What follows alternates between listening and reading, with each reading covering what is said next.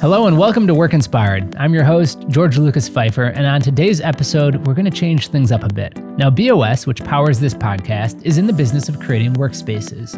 We deal with businesses and business owners to create space. So our business, which is B2B, is often concerned with commercial real estate when we get into the real estate conversation.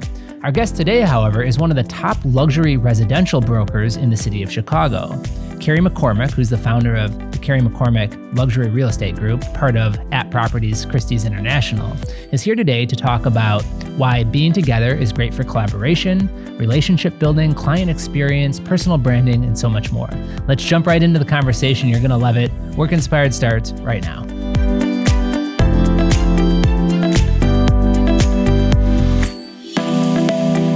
Carrie, thank you so much for being here today. Really excited for our conversation and to learn from you. Well, thank you for having me. I'm honored to be here. So let's start by hearing your professional story. Yes. I know you've had some incredible success and interested to know how you got to where you're at now. Well, I actually do have a wonderful story to share, and I'll try to make it brief. I've been a luxury broker for 23 years, which is a hard number to say just because it doesn't feel like it's been that long. But I actually started my professional career in advertising. And, this goes back to the late 90s where I worked for E-Trade, which was during that time an incredible company to work for, still is, but was an incredible company to work for. And I just had one of those days where just frustrated. I was top of my game. I was, really a leader in that group. But just one of those days I was just really mad and upset, and I decided to go out and take a walk. So just to let off some steam. And for those who are listening that are here in Chicago, I was in the Aon building. That's where my office was. And I decided to take a walk, and I ended up in the West Loop, which again, if you're here in Chicago, you understand that was a pretty healthy walk, but must have been really steaming and upset over what was going on. I end up in the West Loop, and this is again back in the late 90s, which wasn't the best area to be in. And there was a trailer, literally like a trailer home, if you will, sitting in the middle of a construction site. And there's cranes all around it. And I stop and I look and I ask the gentleman, of course I walk up and I say, what is going on? What is this trailer doing in the middle? And he's like, get off the site. Like, this is an active construction site. Get off the site. Well, I'm pretty rebel-spirited in general, so I did not get off the site, and I just bombarded him with questions. And he says, we're building a new construction building. It's going to be a residential building. And I told him very confidently that no one's ever going to live in the West Loop. Okay, so he asked me why. Why do you think that? And I gave him my opinion why, and he said, if you were going to build something here, what would you build? And I went into whole ideas for him. And he asked me, he stopped, he said, are you in real estate? And I said, why, yes, I am. And of course, I wasn't. Right. So he said, I want you to meet me at my office next week. So I'm like, great. And I hustled back to my office and got online and looked at how to get into real estate. What do I need to do? So I actually signed up for a class. And at the time, it was a week class. It was, very easy to get your license. And I signed up for it. And the following week, I went to his office. And, no one likes to start off a relationship lying or not telling the truth. So I said, his name was Tom. I said, Tom, to be honest, I don't have my real estate license, but I am in class to get my real estate license. And he said, okay, well, that's fine. So we had a nice discussion, and he ended up hiring me by the end of that meeting. Wow. So I went back to my office, and again, I had a really great job and, a salary. And I said, I'm done. I'm going to be in real estate. So that was my first job. It was in the West Loop, but we built that building and it sold out very quickly. So I was wrong that I said no one's going to want to live here. And again, those here in Chicago, they know the West Loop is one of the hottest places to be. But that was how I started my career. And here I am 23 years later. Wow. So the moral is, if you see a trailer in the middle of a construction site, knock on the door, barge through the door, because it might just be your next career opportunity. Right. Absolutely. So 23 years later, where are you at now? So I'm proud to say I've joined the master circle of At Properties Christie's International. It's a very select group of 200 agents, so I'm proud to be there. And I'm one of the top luxury brokers here in Chicago. Congratulations. And I know that you're listing some incredible spaces, working with some incredible individuals. And as we planned for this conversation, what was going through my mind is residential and primarily commercial is what we do. And so I was trying to think, where are some parallels? Where are some lessons that we can learn? Because clearly you've had a lot of success in the residential space, and it's a business, right? But I'm trying to think, what do we pull from the relationships and the experiences that you're creating for your clients? And I think client, employee, customer, whatever label you want to put on it, the experience that you create is so important regardless of your business.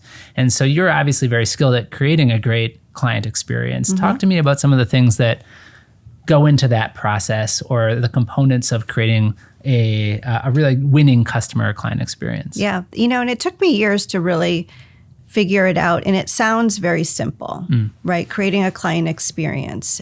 And I like to model it off of when you go to a high-end hotel or you go to a high-end boutique, of how do you feel when you're at those businesses?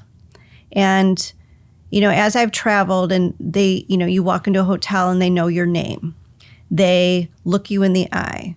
They, will step aside if you're walking down a hallway. There's these little things that they do to make their clients feel special. So I took that experience and I thought, how do I make my clients feel that way? And it's listening is really a big component of it, because everyone wants to be heard, right? Everyone wants to be heard. So, being a good listener was really kind of key for that. And then, creating the experience was about making everything seamless for them, and communication. Because I think people forget to communicate and they feel like they're part of the process. So, again, being patient with people, being a good listener with them, and then, setting the expectations up front too. And that's what I do with a lot of my clients. I'll sit down with them and say, this is the plan, this is the strategy, this is what's going to happen. So they have the whole plan laid out. And then as I'm implementing, I'm communicating with them of what's happening, what the results are, and they feel involved and they absolutely love it. And I have found, just speaking of, I have mentioned when I do showings of homes, again, you're creating an experience. And whenever someone walks in, I always let them walk in first. I always open doors for people. Elevators, they're always entering first. I want their sight line to be the first one that comes into a home versus watching the back of my head and they're following me around. So it's really, I feel like I've kind of mastered the whole process and I love it. So it's interesting because they're small things, but it's a collection of carefully thought through small things at a consistency that makes it real, right? Correct. And I think especially when you're talking about a client or someone that compared to an employee, you've only got a short window of time. So first impressions and that clear communication process in the beginning, setting the expectations, is so important. Absolutely. And I think on the flip side, when you talk about your team, the challenge then becomes making sure that it's so genuine that you are able to sustain that experience for them over the course of years, right? So let's talk a little bit about team. You've got a team that works with you, and obviously you work for, as part of a larger organization. How important is it to be together? Yes. I think it's very important. As people started the work from home scenario, I don't want to say I'm completely against it because, everyone's situation's different. But I grew up, my career started with collaboration. I learned from some of the most incredible people, being in the office and just hearing people's cadence of their conversations or whatever it was. I learned so much from that. So I don't require anyone to be in the office. The nice thing is I've built such a wonderful culture. We want to be in the office together. So, and I think that that's important of building any company, whatever industry you're in, right? It's that culture that is important. And then the learning, because you're, being around your peers and, even the people you don't admire, and being around them and hearing what they do, you learn to do things differently and better. So I think it's super important to be together. Completely agree. Talk about network. Obviously, relationships are hugely important in your business, as they are in most businesses. How have you been able to successfully find, keep, and grow a successful business network? It's always about giving back. I do not approach any relationship or networking as give to me, meaning, I want this, I want you to give me referrals. I always start the relationship off by giving. I'll give them referrals. I'll help promote their business. I'll give free advice to people. I've worked with some divorce attorneys or wealth management folks, and I say to them all the time is if you need any real estate data, if you need stats, if you need market information, whatever you need, please call me. I'm happy to give that to you. If a divorce client, they need value on the home. And one attorney says, well, they've got their own broker, but we need a second opinion and I don't want to waste your time. I'm like, that's fine. That's what I'm here for. Let me help you help the client. And, it comes around twofold. So, and I am a big networker. I love to meet other people. I love to learn about their businesses. And I like to try to stay in contact with them. And I'm a big gift giver. So, it always helps. And I think that helps grow the relationship. As you've become more successful and you've done over $1 billion in you call it sales? Yeah. Yep. Billion in sales. Have you found it hard to balance your finite amount of time with that giving mentality? Yes, it is very difficult. And there's just not enough time in the day, and there's all different types of technology out there and automation, but I just feel that really takes away from the personal touch. There's automated emails that'll go out, automated letters that'll go out. And I mean, when I receive them, I know they're automated. And I hate to say that. And I know it's the gesture or, I understand, but there's nothing like getting a personal handwritten card. There's nothing like, when I send an email, I know what's happening in their lives, like, congratulations on the baby or whatever it is. That is so authentic in relationships. But to answer your question, absolutely, it's so hard. Because I look at my database of clients, I have so many, and it's hard, but there's nothing I can do. Are you ever challenged with the concept, the idea of scale? You're yourself, your luxury, your real estate group is your name, right? Yes. And I know you have a team that you've put together. Is the intention to be able to do more with it still being you, or is there, as you progress in your career, are you trying to think, how do I replicate some of the success that I've had and be able to bring other brokers up to do something similar? Well, that's an interesting question, and I've really kind of toggled back and forth with that. As I've grown and tried to scale the business, I also don't want to lose control of what I've built. Right. So when you do take a company of any sort and you grow it big, you do lose some control over it, right? And hiring the right people is so key.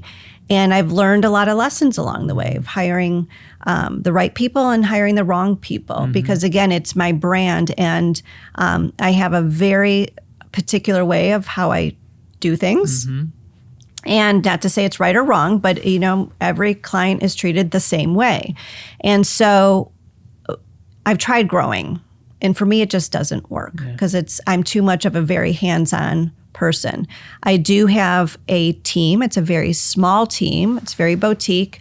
I have only 3 people that work with me, and they're very much in support roles because they support me and my mission and my goals so that I'm out in the field with my clients. And I feel that that's what's made me successful, is because people know I have an ad campaign out there that says 100% Carrie.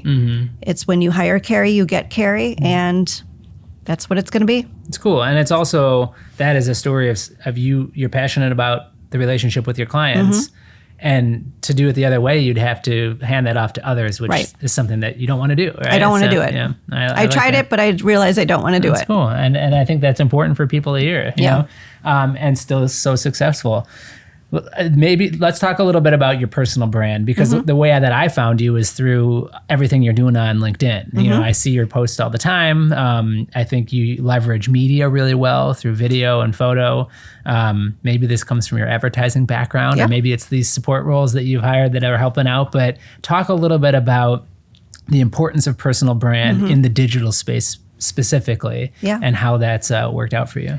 So it happened on accident. Okay. I will tell you the truth. It wasn't something that was planned and curated of like, I'm going to build my personal brand. How it started was back in 2017.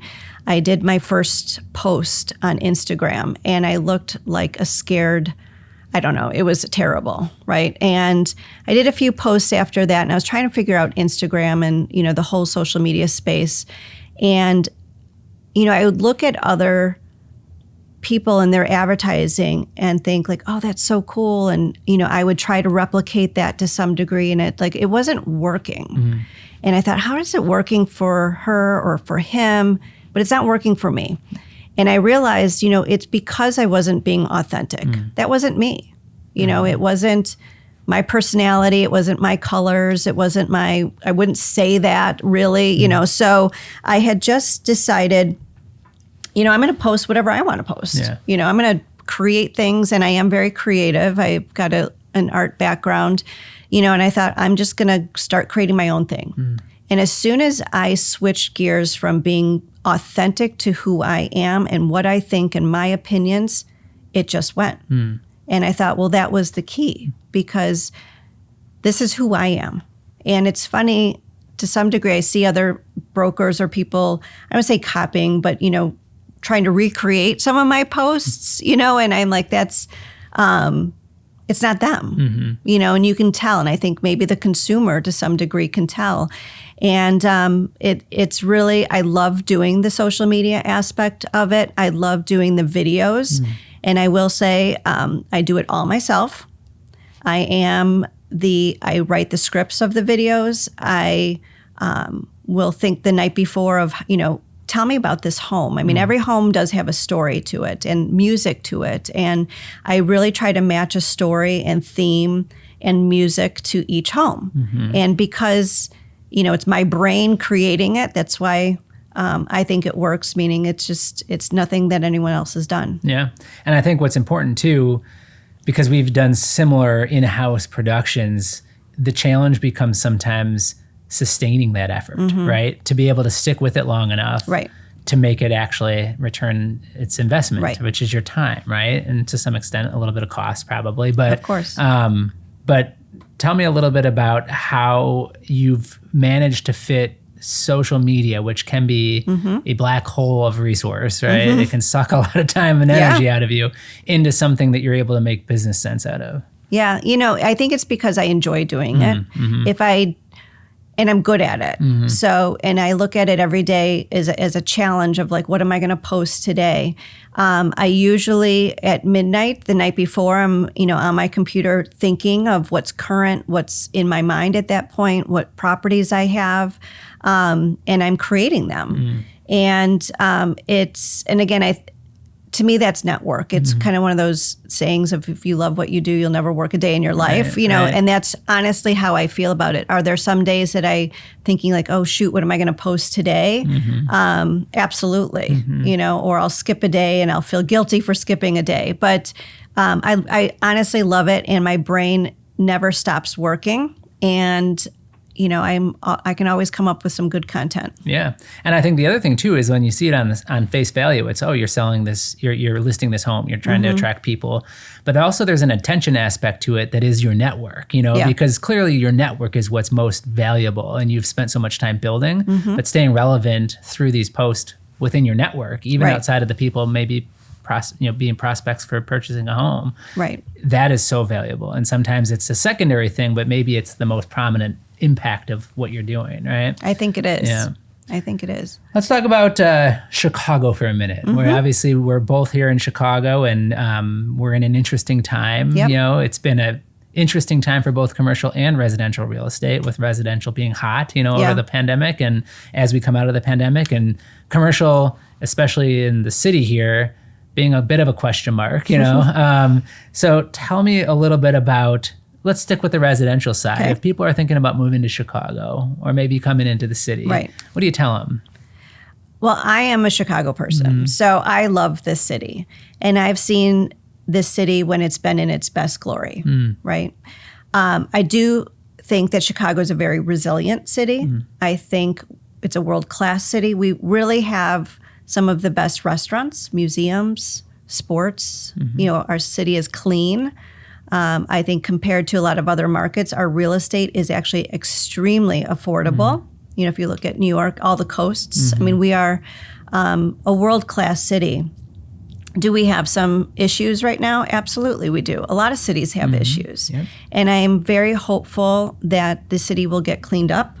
I think this is actually currently a great buying opportunity for people. If you think about it as a stock, it's our pricing's down in the downtown market. Absolutely it is. Are there some great deals out there? Absolutely there are. So I look at it as a fabulous buying opportunity, and I don't think the city is going to go further down.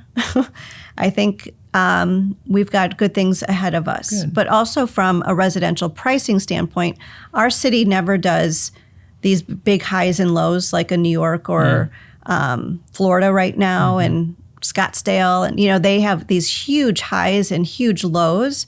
We kind of tick along, just little bumps in the here and there. So I think it's a great city to be in, and I hope more people move here. Good. What's something you're looking forward to in the next 12 months, professionally or personally? Looking forward to some nice weather. Yes, yeah, I think we all are. Yeah. It's a little chilly here in Chicago. I really like to push the envelope with my brand and with the client experience. And I'm never content. I'm always trying to come up with new ways to do business. I'm looking for new ways to, like I said, create a better client experience. And I love the properties that I'm in. I do have some of the most incredible homes that I market, and some of the most incredible people that I work with. So it's really just expanding my brand further and across the United States. And that's why I'm with the Christie's Master Circle, and I get the privilege of collaborating with people all over the world. That's awesome. We ask a couple questions at the end of each interview that are consistent. Okay. One of which is, has there been a resource that's been especially valuable to you throughout your career? The telephone. The telephone. Still pick it up and call people, right? It really is. It's easy to hide behind email, or it's interesting, some people will text messaging, of course, and then, now people are DMing. And it's funny because someone had said a few years ago, I sent you a DM, and I actually had to go look up what that meant. I'm not going to just tell you my age, but I really didn't know. Yeah. But it's, again, going back to why it's important to be in the workplace, it's really that, communication with people, and the telephone. Yeah. Let's go back to it's an important tool in my work. How often... first of all, thank you for being here in person, because there's an option to do these interviews digitally via Zoom or Teams. And I always find it to be so much more personable and genuine when we are able to talk face to face. How often in your relationship with your clients are you trying to encourage getting together? Obviously, when you do showings, you're doing that, but compared to the telephone or compared to email? I always encourage, that's the first thing I want, is I ask to meet for coffee or lunch or at their home. And if they say no, then I'll go to a call or a Zoom. But I do think there's nothing like being in person with somebody. Yeah, I agree. Zoom I still find very difficult to really get to know somebody. I don't know if it's the eye contact and their eyes are looking in the cameras and all over the place, but it's just such a difference. So I always try to meet in person. Cool. Final question. Yep. If you were retiring tomorrow, and let's say there was some brokers that were going to follow in your footsteps, what's some advice you'd leave for them? Well, there's a lot, actually, and I'm pausing because I'm just trying to think what the best advice I would give to them. And there's a few. I think one, to have patience. I think working with some of the younger brokers, they want success and they want it now. I think we all do. But I think having patience and doing the right thing is important. As I mentioned, communication is important too, is having the face-to-face meetings, as we talked about, and persistence and drive. I mean, this job, and just like yours, I mean, it's 24/7. It's you just don't stop, right? And don't give up on it. It's a lot of work, and people think being in real estate and in commercial real estate, it's easy, but it's really not. So it's having that perseverance. It's having the grind every day, and truly, loving what you do makes you feel like you're not working. I wake up in the morning and it's 23 years later and can't wait to get to the office. That's cool. Yeah. Yeah, active patience, right? You can't be passive, sit there and wait for it to happen. You have to make it happen, but it doesn't happen overnight. And those that stick with it and work hard are going to see the results. Right? Absolutely. I can't thank you enough. This has been a great conversation. Thank you. Really appreciate your insight, and thanks for being on Work Inspired. Thank you. Thanks for listening. If you enjoyed this conversation, please take a moment to rate our show. If you haven't already, be sure to subscribe to the Work Inspired podcast so that you don't miss any of the incredible guests we have planned for upcoming episodes. We'll continue to find the best and brightest minds in business so that you can learn, grow, and succeed, and so that we can all work inspired.